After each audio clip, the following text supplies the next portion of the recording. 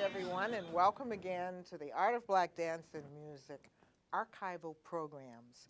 We talk about history through dance, music, and theater. And today we have a special guest in Miss Valerie Stevens, who is a well-rounded artist and a diva in many areas of this whole performing arts world. Valerie is a native Bostonian and has professionally traveled around the world doing her art, especially theater, through Underground Railroad. Valerie has a passion for history, and she received the 2011 NAACP's Image Award. She also received the Urban Music Award in Blues and was a nominee for the 2011 Award in Jazz, Urban Music Award Jazz. Now, I don't know where I'm going to start with Valerie because Valerie is one of those professional divas who moves in different genres of the performing world. So I'm going to introduce you to Valerie Stevens, and I'm going to let her talk a little bit about how the theater has impacted her performance and her career. Okay. Miss Valerie Stevens, welcome. Diama, thank you. I didn't realize it was a job to be a diva, but I will try and do my best. Oh, you do it well. You do it well. A professional diva, okay, I can work with that. Yes. I was curious as to how your career has shifted throughout your life in the various, either singing or storytelling. Or Princess Day, which is a new thing. Yeah. And I really love it because it's a first for our children of color. Right. And I'm so glad you're doing it Thank you. because it needed to be done. And so I'm going to ask you to just talk a little bit about your theater experience and how you moved from there. Yeah. All that. Okay. We go so far back. We can just sit and talk. 30 or 40 years? Yeah. Not quite 40, but okay.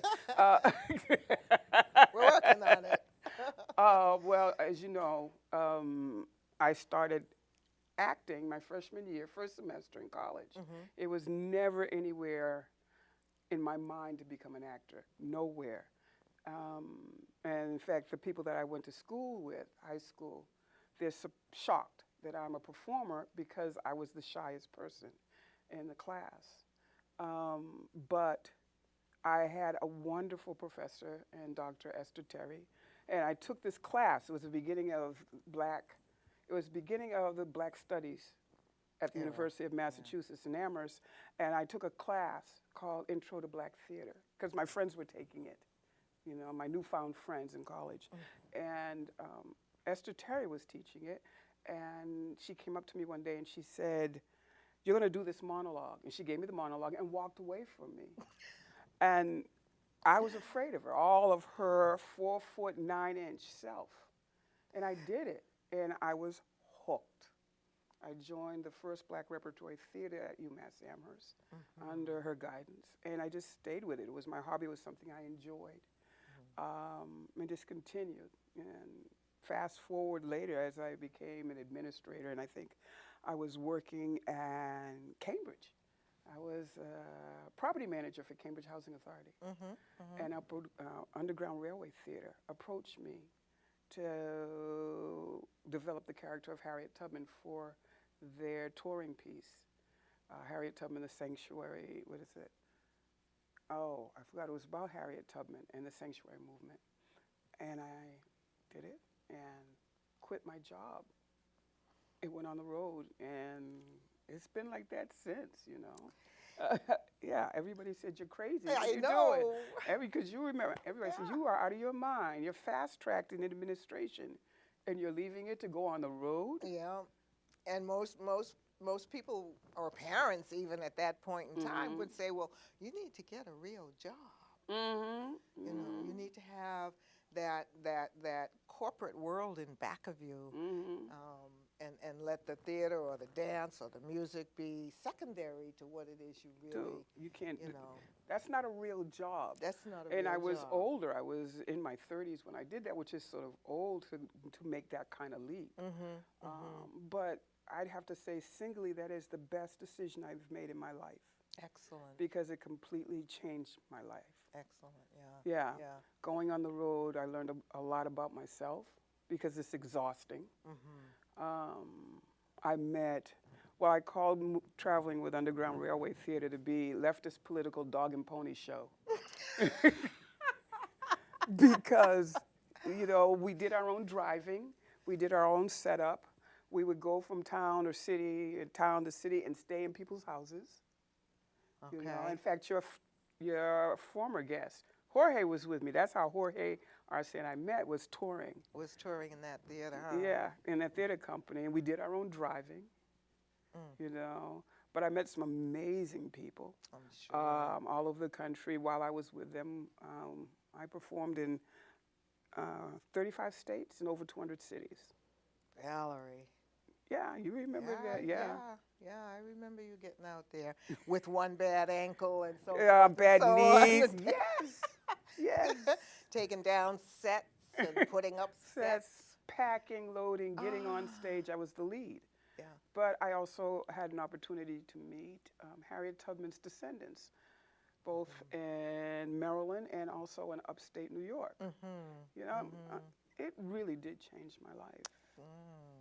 Drastically. Yeah, and so the music and everything sort of followed from that. Right, because I can see where you have created several different companies, one being Women of the Village. Yeah.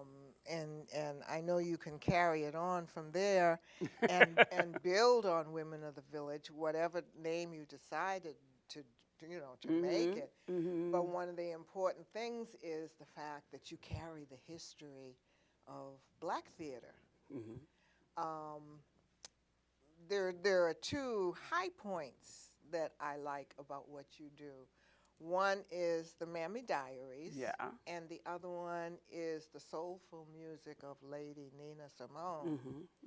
And I know there have been some other cuts in and out of that, but you know, talk about that a little. What was that like working with Women of the Village versus the Nina Simone kind of? I think when I think about my body of work, and in the last couple of years, I've really spent a lot of time thinking about my body of work and my legacy, if we have a legacy, what that is. And I find that there's an arc to what I do, and it's one tied in history, primarily Black history.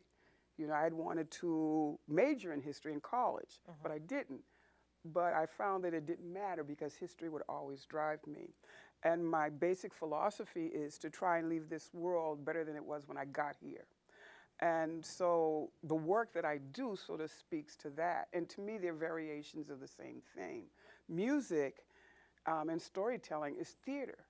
You know, I became fascinated with the melody of the voice when you speak in theater. I mean, the tone that you use, you can take the words "I love you" and say them numerous ways, depending on the emotion.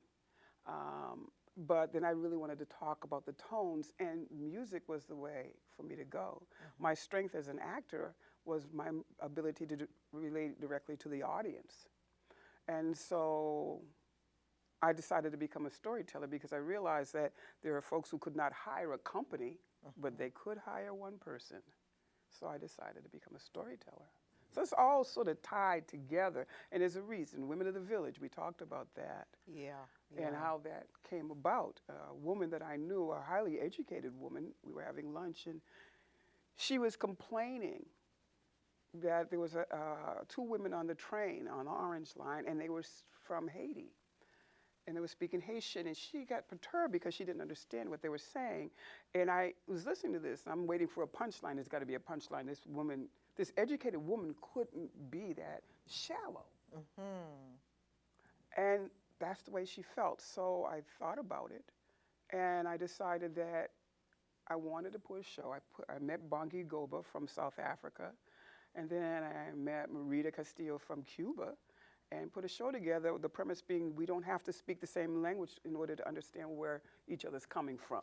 Exactly, that historical link. Yeah, the link, the language, and how we move and how we express ourselves. Well, music is like that. And I saw Nina Simone my freshman year in college. And I loved as the substance of her work. I also love the fact that her voice isn't necessarily pretty, but is it highly, highly expressive.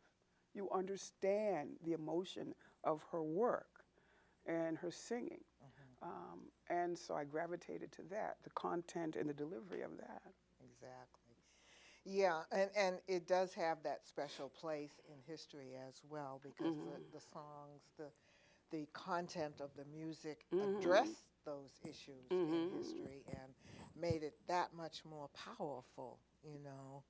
And so I was really glad to be able to be a part or to see that happen and come to fruition for you, you know. The next thing I want to talk about, and I know you're going to do a little performance for us later, so the next thing I want to address is Princess Day. Princess Day. Okay, again. Princess Day, one of my newer things. This is a nod to my niece and my grandniece.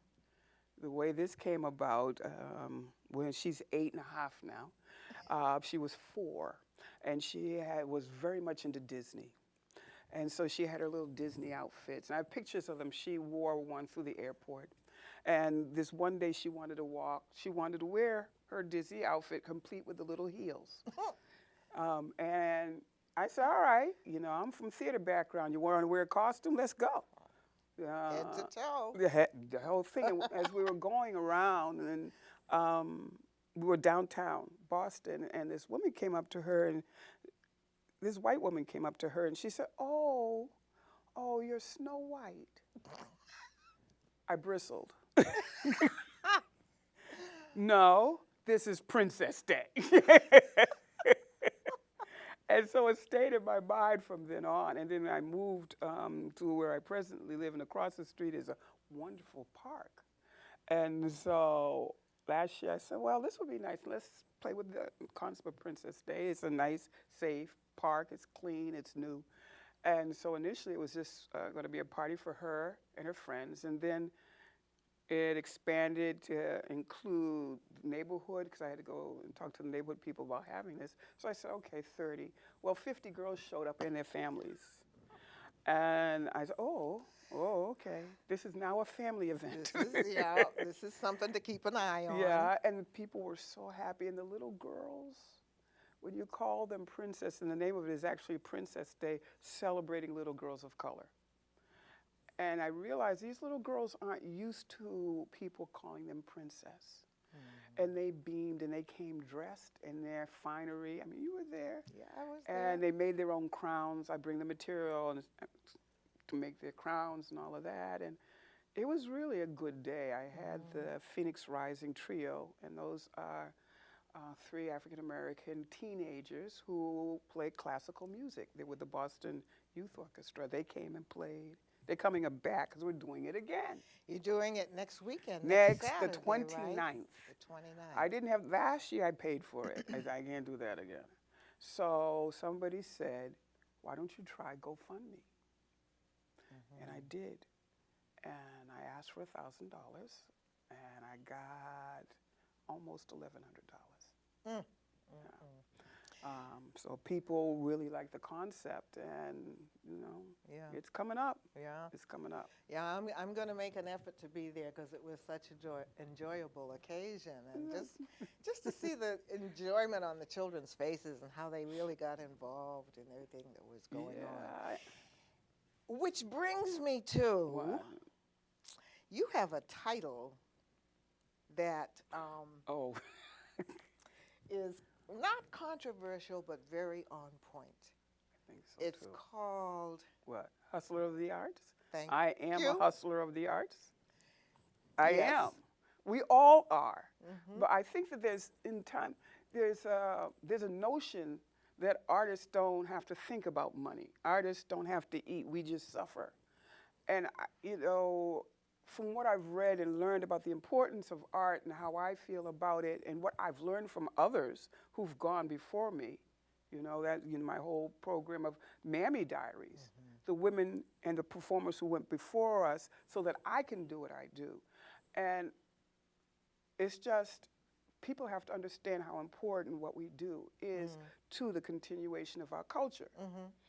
And while it is a passion, I still have to pay rent. I am too old for exposure. I have been overexposed. I think we all have in terms of who we are and what we do. And I can remember when my company first developed the Art of Black Dance and Music, we were trying to do every free gig we could just to get that recognition. Yeah. And that's all well and good, but when you break it down to the reality of what it is, what it costs you to do a performance, what it costs you to pay people to be a technician, those kinds of things are reality checks for all of us. And so, yes, in terms of being a hustler of the arts, not to take your title, but to understand what that means and where it takes you, Yeah. And so I think people need to realize that artists have to be paid. You can't just always look for the new groups out there, because those of us who are seasoned artists still have to continue. And so there's always going to be a flurry of young people coming behind you that are going to need your direction in terms of where they're going with what they do. Yeah. And so, it's like building and supporting and funding your own company without any outside help. That's what it becomes, and you end up funding your own company. Your company needs a loan. Okay, let me reach in my pocket. Yeah. And we just have to Yeah. cut. It's a hard field. I mean, I had this conversation with somebody this morning, in that when I was doing theater, people knew me. My name was in the newspapers and all of that, and I was at a good level in terms of the theater circuit here in Boston. And I realized I didn't have any food. I had pasta in the refrigerator. I had nothing. Yeah. And I'm like, all right, wait a minute. A couple of things. One, clearly being known doesn't get you cash. Because, all right, that's one. That's so one. Figure that Okay. out. And two, why am I doing this? If I'm only doing this for the money, then I need to change my job. Okay? So I had to really think about, why am I a performer? Why do I at that time I didn't call myself an artist. I just started in the last few years to call myself an artist. I didn't see myself as such. I was just going gig to gig to gig. But there's got to be something beyond money if you're going to stay in this business, because 95% of us don't make that kind of money, Right. So I came up with passion. It's the desire to do the work. I love my job. I love my job too. But it is a job. And now I'm looking at it. I am a product of my own creation. Of your own creation. And so when I go out and talk, I have to think about that, how I present myself and sell myself, because I am a product.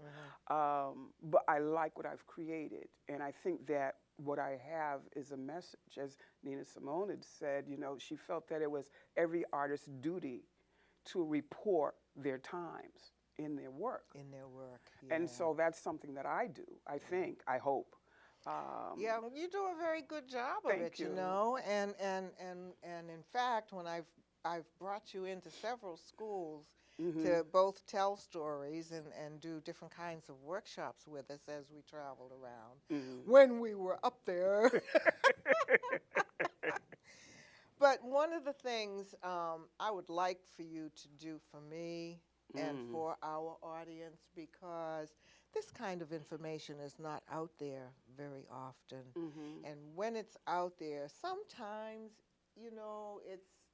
it's not told with the same depth of understanding that we as African Americans can tell our story Right. and need to be able to continue. And that just goes for everybody's culture because everybody should be recognized on a cultural level as well as on the human level. First of all, on the human level. I think that's more important Yeah. than anything else. And to kind of demonstrate what it is I'm talking about, I'm going to ask you to tell a story. A story. And that story is The People Who Could could Fly. Yeah.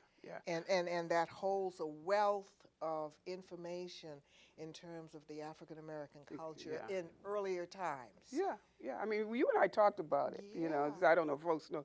You're one of my mentors. You really introduced me years ago to the variations in Africa and that effect on the diaspora. And I remember one day coming to you and saying, you know, this is really good, but I need to go back and really look at African American history. And because all of us did not descend from kings and queens. Somebody cleaned the house and cooked the food. What we are the descendants of the strongest. And it is demonstrated here.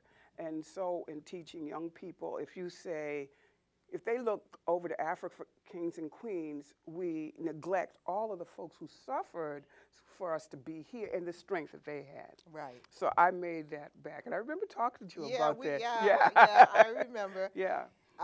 Because it's like Sankofa, right? I was talking to Jorge earlier about Sankofa. Sankofa means you have to look back beyond what they're teaching you in the schools, beyond what grandma told you, and look back and do your research. Learn who you are. Learn who you are. I mean, that ties to my grant that I just got. I got the grant. Congratulations. I got the grant. Elder Storytelling Project. And it'll be my second year doing it at the Dudley Library. And this year's theme is Mother and Father Wit. Oh. Life lessons from the elders. So we will have elders telling the life lessons that their elders told them. Nice. So we'll be going back 2 and 3, in cases 4 generations, because we all have that. And that's how it came together, working with the fine artist Aqua Holmes. And we talked about, I said, my mom told me, be careful what you wish for. She also said you always wanted long hair, and you got it was just to leave it alone. When I locked my hair. Don't touch it. And just leave it alone, and it'll do what it got to do. Leave it like it is. And today, the natural is the most important hairstyle, no matter whether you braid it, dread it, or whatever you do with it's it. there. So we all have those things that have been passed on. So that's the thing. But I love my history, and I love my folks. Yeah, absolutely. I love my folks. They crack me up, make me mad, and bring me lots of love. I love my folks. Absolutely. So. Well, I'm going to ask you to tell that story. All right. And audience, pay attention to the feeling that comes across to you. Did you know about things like this? Had you heard about things like this? Or is this your first time? And if it's your first time, Valerie will put that memory in your head. Thank you. Yeah. Oh, day, yonder come day. Oh, day, yonder come day. Oh, day, yonder come day. Day done broke in my soul. Yonder come day, yonder come day, yonder come day. There was a time in the sweet homeland called Africa that there were people who had the power of flight. They'd put out their arms and they'd whisper the magic words, and their bodies would move up, up, up through the sky until the whole sky was filled with beautiful bodies flying around and around. Oh, the people who could fly were very happy in the homeland, as were the people who couldn't fly. But then came that time called slavery, and those who called themselves slave catchers, they came to the homeland and they gathered together the people who could fly with the people who couldn't. You see, they couldn't tell the difference. And they chained them hand to foot, hand to foot, hand to foot. They put them in the bottom of these ships called slave ships, hand to foot, hand to foot. This journey, this middle passage, was so bad that the people who could fly forgot the magic words that moved them up through the sky. Hand to foot, hand to foot. They were taken to a place called the New World, which really wasn't new at all. There, they were forced to work on these plantations, these huge farms. One day, on one plantation, the day was hot. The sun beat down on the earth until it cracked open in its own dryness. There was a woman working in a field. Her name was Sarah. Sarah had her baby on her back, and Sarah's baby began to cry. Hush, baby, hush. Please, baby, hush. But the baby hungry. Hungry babies cry. Hungry babies are supposed to cry. Hush, baby, hush. Please, baby, hush. Now, there was a man in the field called himself Overseer. Overseer said to Sarah, shut that baby up. Hush, baby, hush. Please, baby, hush. Baby hungry. If you don't shut that baby up, I will whip you. Hush, baby, hush. Overseer had a whip on his belt. He took that whip off his belt and he hit Sarah on her leg, and she fell down into that parched soil, and blood ran from her leg into the dirt. Now, there was an old man with a long gray beard. His name was Toby. Toby remembered the words that moved people up through the sky. Toby ran over to Sarah and he said, daughter. Sarah looked up at old man Toby and she said, Father, please help me.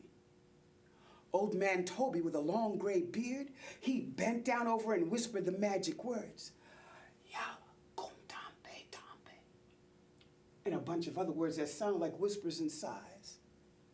Sarah slowly stood up.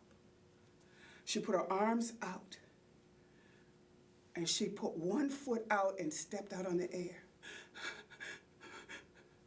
And it stayed. She took her other foot and she put it out on the air. And it stayed too. And slowly but surely, her body remembered what it felt like to fly, and she started to move up, up, up through the sky. Everything in the field stopped. Baby stopped crying. Baby held on now. Overseer said, come down here. Did she come down? Mm-mm. She flew around that field and then off beyond the highest mountain over yonder. Well, that night, the one who called himself Overseer said to the one who was Master and told him what had happened in the field that day. Master said to the Overseer, if it happens again, you will take their place. Overseer was scared. He didn't want to work in the field like a slave.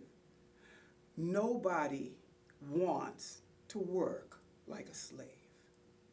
Well, the next day was harder than the day before. Sun beat down on the earth until it cracked open in its own dryness. One by one, the people who could fly fell down on that parched soil.